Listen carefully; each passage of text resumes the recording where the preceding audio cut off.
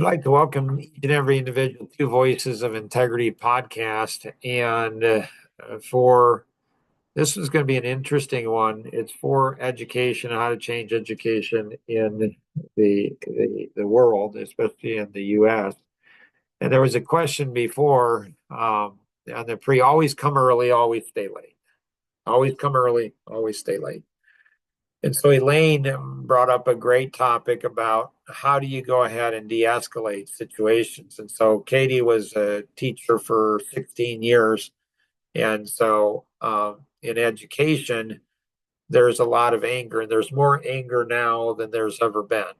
It's like everybody's angry, everybody's mad. It's just insane. And so seeing things before they happen, and so if you look at the personalities, the four personalities, um, you go ahead and you look at the four personalities, and the analytic, the cube, or things being out of order, the analytic looks in the past. The expressive is all about living in the moment, like right here, right now. The amiable is the short term, what's going to happen like in a few minutes. And then the future is going to be the driver, the seer. The driver is has the best capability to see the future, see what's going to happen before it happens. 75% of men will be analytic and analytic drivers. 25% of women will be up here. So a lot of the stereotyping of men and women is not stereotyping gender, it's actually stereotyping personalities. And so if people ask, why is that? I'm like, I don't know. I'm not God. I don't know. I didn't create men and women. I don't know why. I just, I don't know. Anyways, and then 75% of women will go ahead and be amiable or expressive. 25% of men. So when you look at how to see the future, and so Mel, owner of Bluegate in Shipshe, and Elvin, owner of the Mercantile in Shipshewana, Indiana, so Amish area, and then Ernie, owner of Woodland Park RVs. So these guys are all in their 80s, and I hang out with them, on Thursday afternoons. And that was the discussion: is when you see something that's bad that's going to happen, how do you prevent it from happening?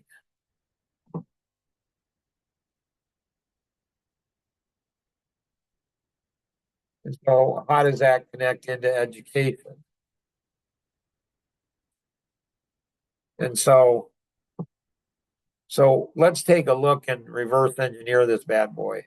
Why is the driver better than the expressive, amiable, and analytic at seeing into the future? What's going to happen before it happens?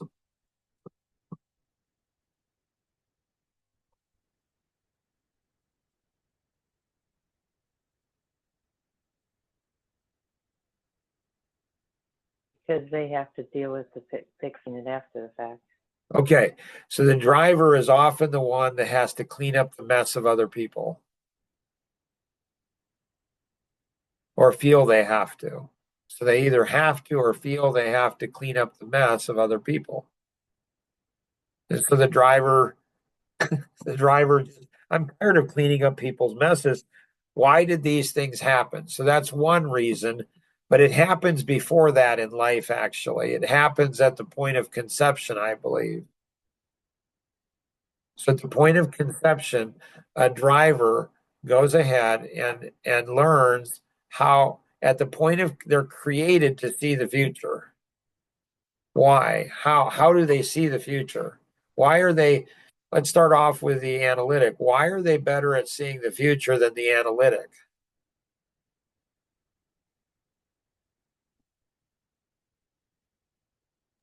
Well, analytics sees past. Yeah, they see the path. So when you're looking in the rear view mirror, you're not looking out the front, you're looking in the rear view mirror. So you can't see the future if you're looking in the past. Good. Why else?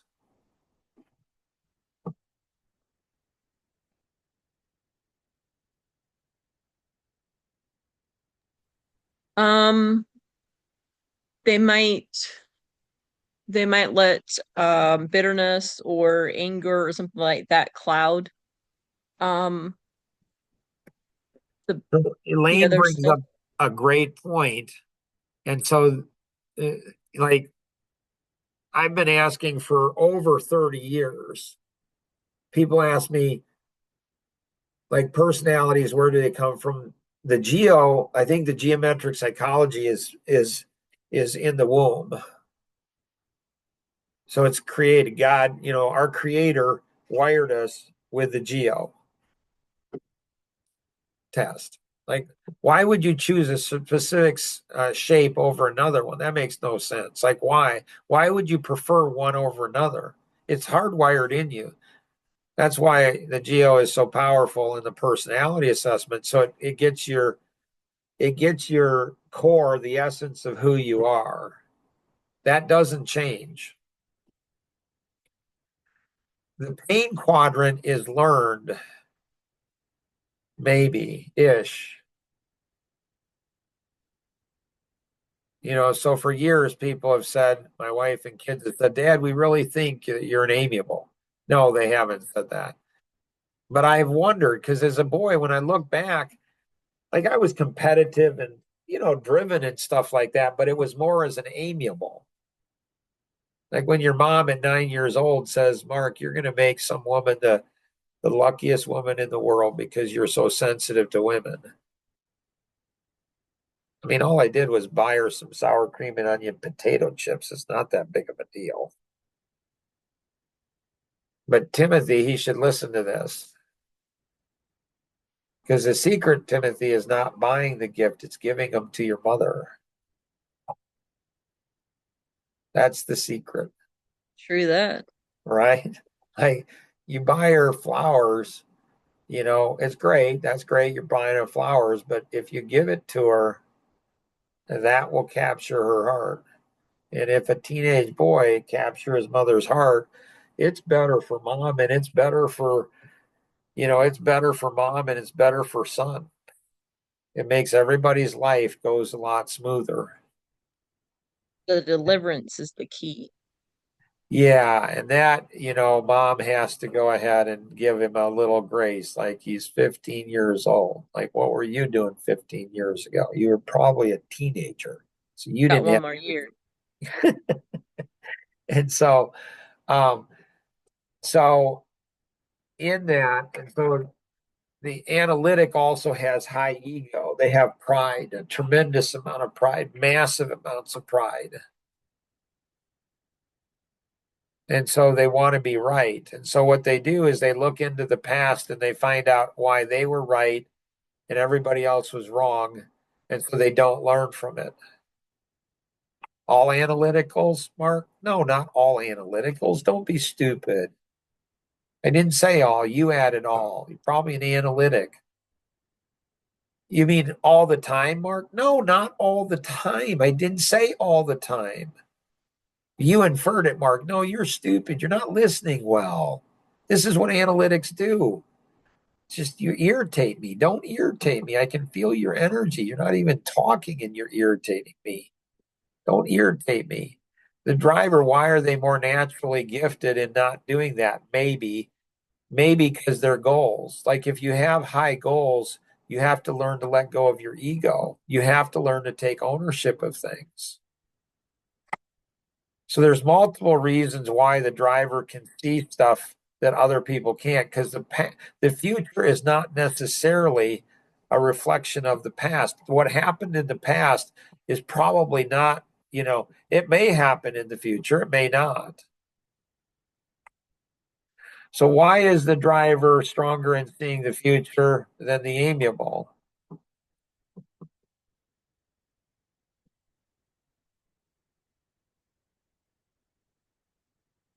Amiables focus on the people more than the future. Yeah, but people get hurt really bad in the future. because they don't see the future before it happens.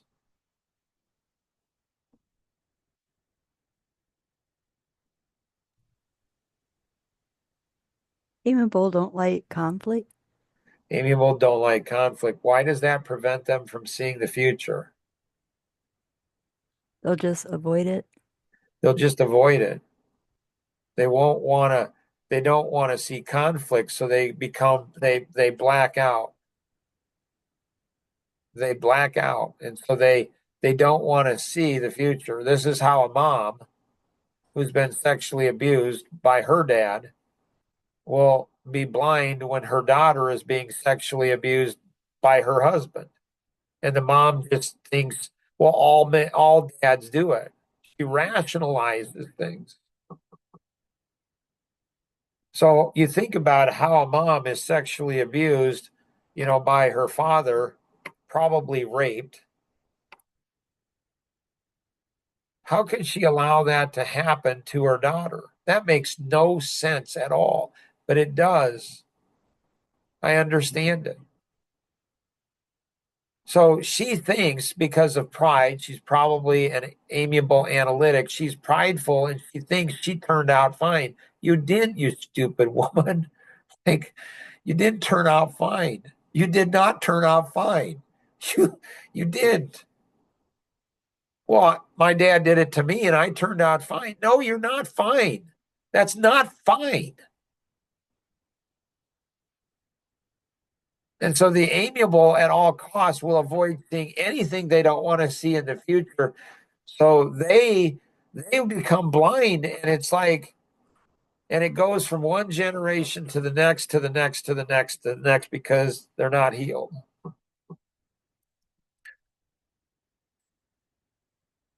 So they don't like conflict. So they won't see the future. They're also really super arrogant and self-righteous. So they think they care about people they don't care about. Like the mom thinks she cares about people you don't care. You don't even care about your own daughter. Your husband is messing his own brain up and messing your daughter's brain up, which is going to mess up, her kids and the future kids. It's going to go to the fourth generation. You're not a nice person. You're not a kind person. You are a mean, nasty SOB. You just are. And nobody will tell you that. Not even your son-in-law.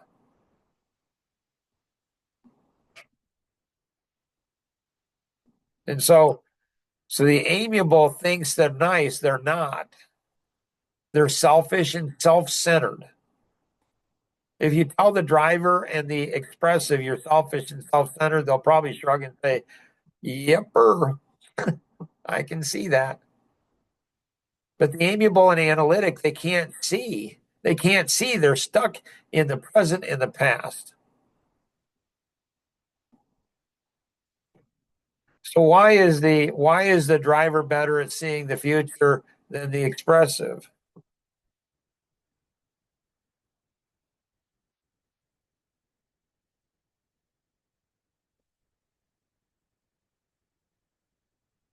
The expressive Well, like, likes to have fun. They don't really think that it's an issue.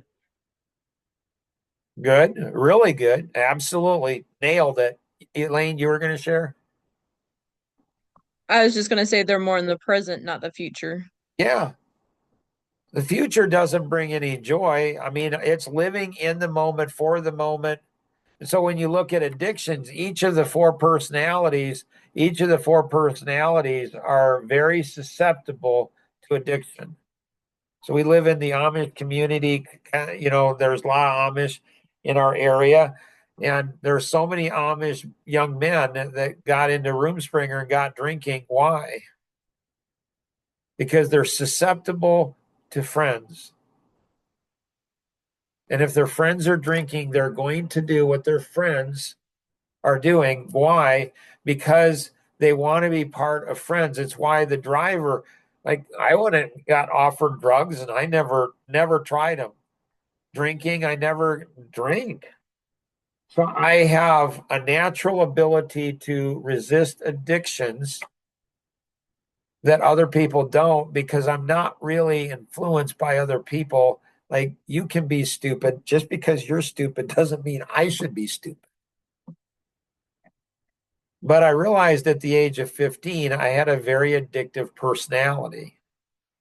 But it's not, its addiction comes in for different motivations. Each of the four personalities can be drug addicts or alcoholics, every one of them, but they'll be addicted for different reasons.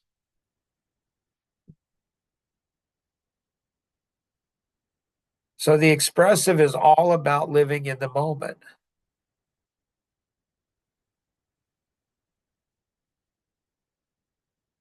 And so the driver is about the future. It's about goals. It's about accomplishing. It's about vision.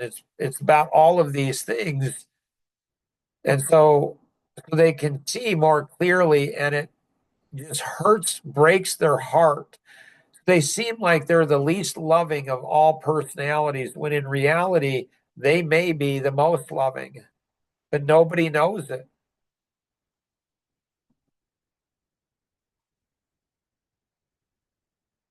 Questions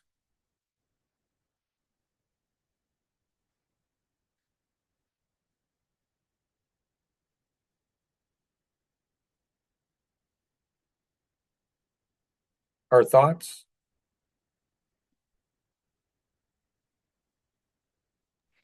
Do you think that,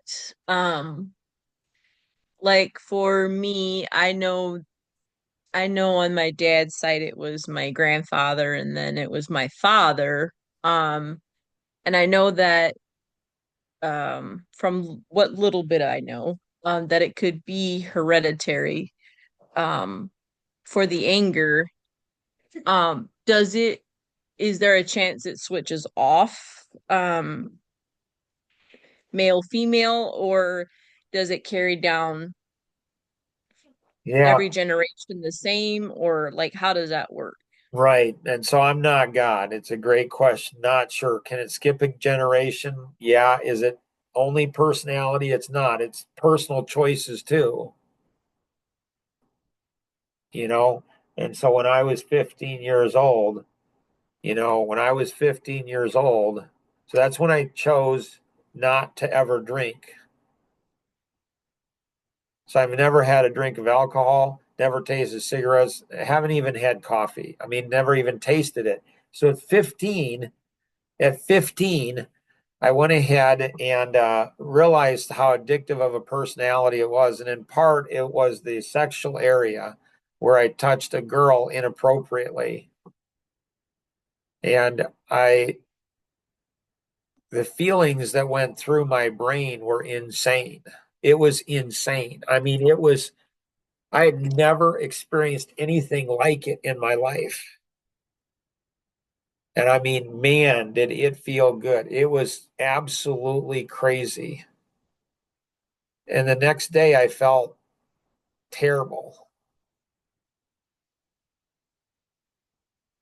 And I said, I'm not going to do that again until marriage.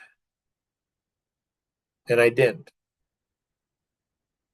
So I made a stupid choice at 15.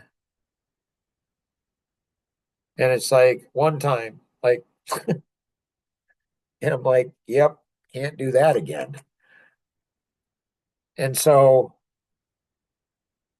I think it comes back to the life vision. Like, what have you been, what is your created you for? So, whatever belief system, religious belief system you have, hopefully you believe that you have a creator, a higher being created you. If you're an atheist or you just believe in evolution, we've just kind of evolved.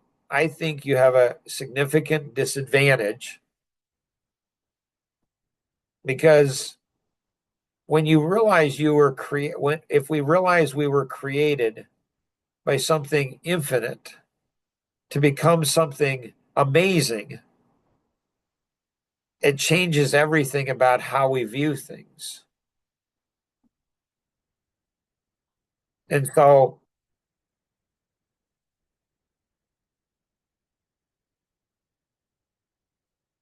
I think the life vision is key.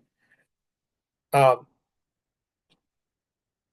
I would say for people who say, I see this, but I see this, why don't other people see what I see?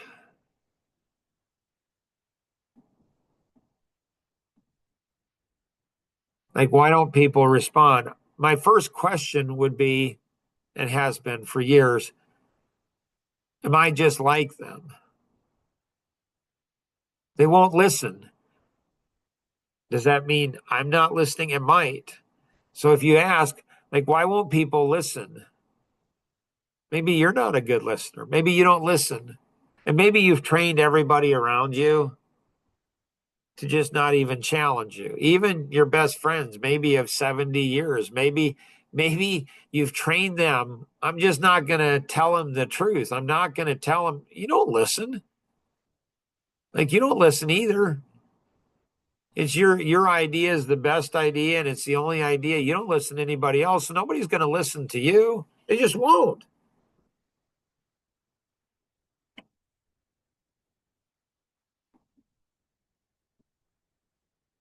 Maybe. So interesting food for thought. Interesting food for thought. So it's like the emperor is naked, not wearing anything, and nobody tells them they're naked. Like it's like, and that's one of the challenges with success and wealth is that people often will not go ahead and tell you things, that you need to know.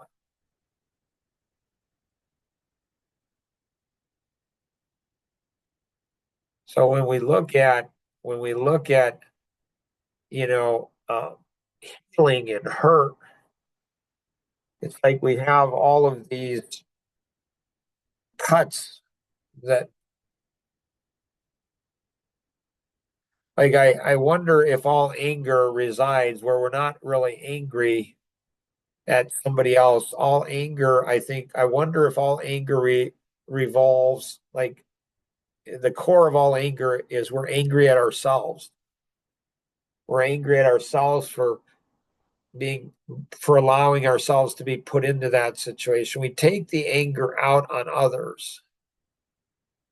Like my wife and I have been married for 40 years. And it took me 38 years to realize she's taking her anger out on me. She's not really mad at me. She's mad at the kids. She's mad at her mom. She's mad at her dad. She's mad, at the person who cut her off when they were driving or the pickleball. She's mad at others and she takes it out on me. Why are you taking it out on me? Like it's the, kicking of the dog principle. Like, why do people come home and kick the dog? The dog didn't do anything for them. So it's like we kick the people that love us the most, that give us the most, and we take it out on them.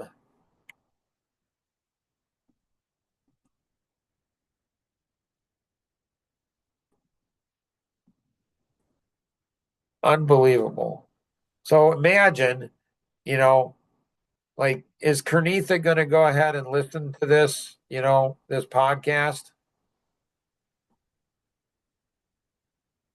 I don't know. Not unless one of you do something. Probably not. So when you think about education, the educational system, so Kernitha, she's 69 years old. I'm 61. So we're in the same, generation ish and pretty close. But she's a black woman. So does she have anger issues that haven't been resolved? I don't know. I'm not God. I don't know. I honestly don't know.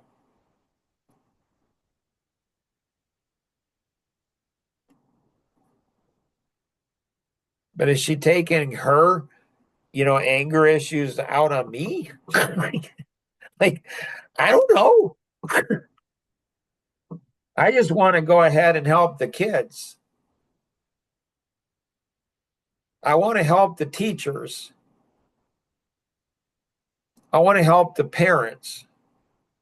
I want to help the principals. I want to help and so, what are we going to do about it?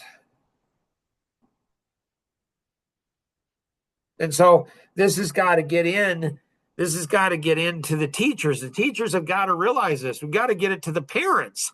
Like it's a half an hour podcast, for crying out loud. Like, do you do it in student orientation? We got to get it to the students. The students, like, they're angry and they don't even know why.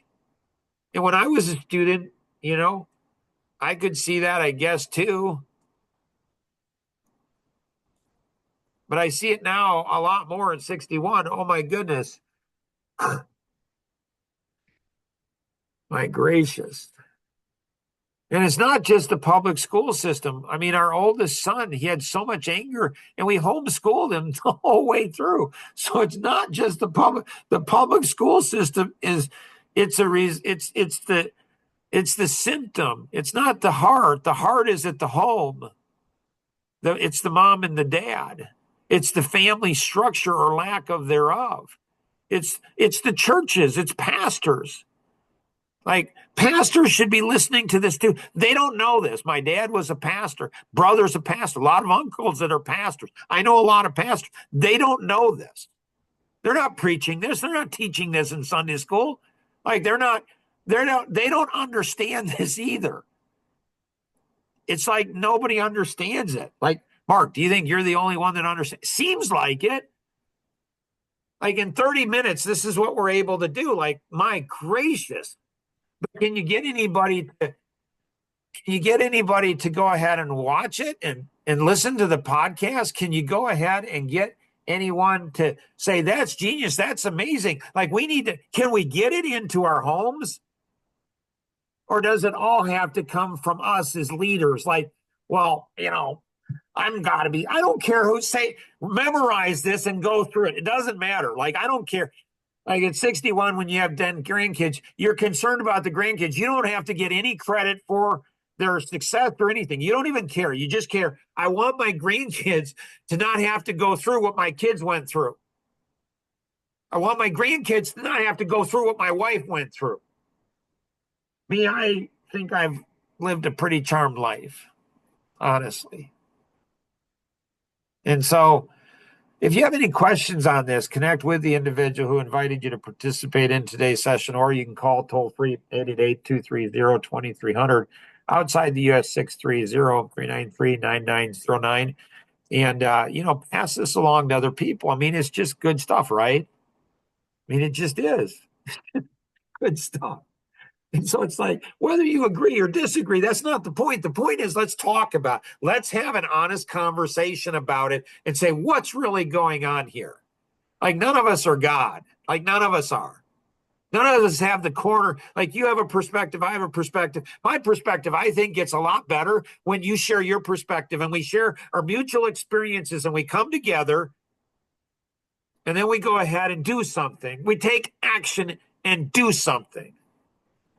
So share this with 2 other people. If you have any questions, connect with the individual who invited you to participate in today's session, or you can call toll-free 888-230-2300. Outside the U.S., 630-393-9909. And always remember, we can accomplish so much more together than we ever could on our own. Have an amazing day. Bye-bye.